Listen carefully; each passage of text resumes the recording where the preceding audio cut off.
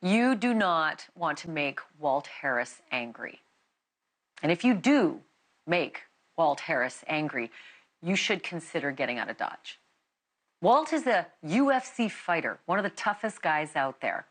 He is also used to headlines, just not the headlines that he and his wife encountered after their 19-year-old daughter, Aniah Blanchard, was kidnapped and murdered 5 years ago. The man accused of doing it had been out on bond from another kidnapping when Aniah was killed.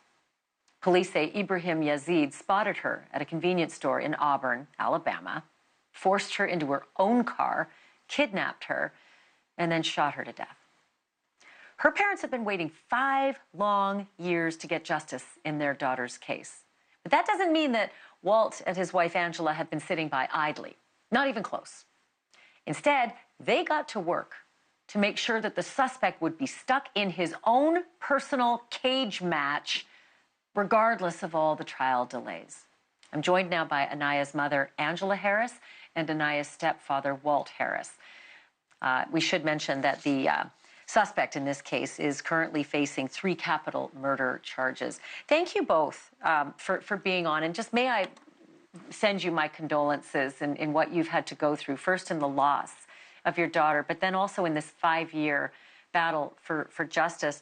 Well, let me ask you what you know about the holdup. What is taking so long? From my understanding, they had to go back to square one, start everything over to make sure they had all their I's dotted and their T's crossed to make sure they can get a conviction. And the Attorney General took over, so he wanted to be as thorough as possible. And I believe that's what's going on right now. And I think that they were having issues keeping, some things going, in his favor or whatever. But that's all I know at the moment. And Angela, when you found out that the suspect in this case had been out on bond from a prior, when he was able to do allegedly what he did to your daughter, what was your first reaction? I couldn't believe it. I was in shock that our state would let somebody with that bad of a criminal, history be on the streets. So I was really shocked, and I was like, this can't be. How can we let this happen? And we knew something needed to be done about it. Well, if there's a fighter, boy, oh boy, it's you two.